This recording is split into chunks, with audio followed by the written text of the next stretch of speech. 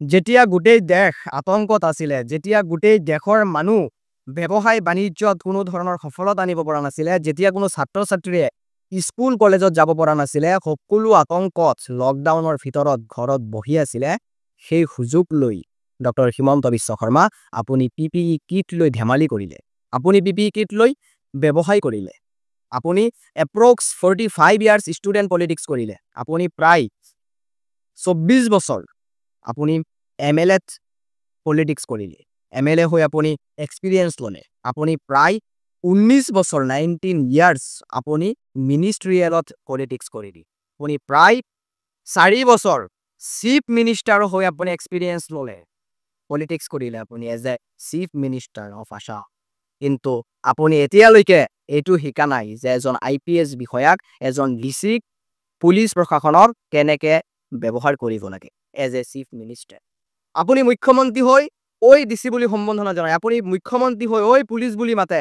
আপুনি মুখ্যমন্ত্ৰী হৈ ডিচি এজনক আপুনি হুত বুলি আপুনি ব্যৱহাৰ কৰে। এয়া শোভা পায় আপোনাৰ মুখত ডক্টৰ হিমন্ত বিশ্ব শৰ্মা।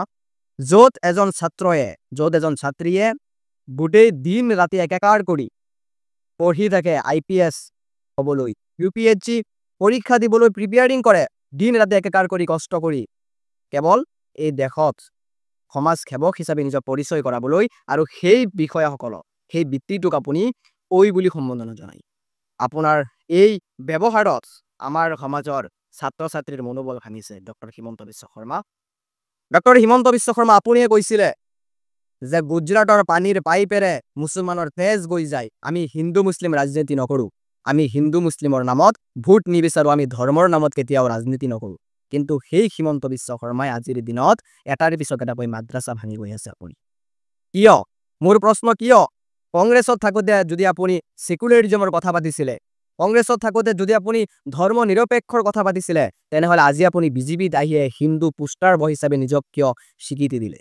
ডক্টৰ হিমন্ত বিশ্ব শৰ্মা, আপোনালৈ ডাঙৰ প্ৰশ্ন। আপুনি কিয় আজি হিন্দু মুছলিমৰ নামত ভোট বিচাৰিব লগা হ'ল?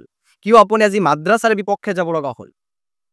আপুনিয়ে কৈছিলে মাদ্ৰাছাৰ পৰা ডক্টৰ ইঞ্জিনিয়াৰ হ'ব নোৱাৰে। মই আপোনাক 100জন ল'ৰা গুনাই দিম আমাৰ গাঁৱৰ পৰা, যোনে নেকি মাদ্ৰাছাত পঢ়ি প্ৰথমতে হাফিজ মৌলানা হৈছে আৰু তাৰপিছত গৈ ডক্টৰ ইঞ্জিনিয়াৰ হৈছে। ডক্টৰ হিমন্ত বিশ্ব শৰ্মা আপুনি ভুল। ডক্টৰ হিমন্ত বিশ্ব শৰ্মা আপুনি স্কুল বনাওক, আপুনি কলেজ বনাওক, আপুনি নহয় হাজাৰটা স্কুল কলেজ বনাওক।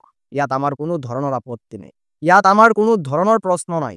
কিন্তু সেই স্কুল কলেজৰ ভিতৰত আমি কোনটোত পঢ়িম, আমাৰ ছাত্ৰ-ছাত্ৰীয়ে কোনটোত পঢ়িব, তাত আপুনি ফ'ৰ্চ নকৰিব অনুগ্ৰহ কৰি।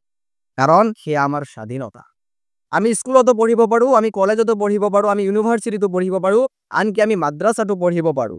আমি ডক্টৰো হ'ব পাৰোঁ, ইঞ্জিনিয়াৰো হ'ব পাৰোঁ, বা আমি মৌলানা হাফিজো হ'ব পাৰোঁ। সেয়া আমাৰ নিজৰ কথা বুলি মই ভাবোঁ ডক্টৰ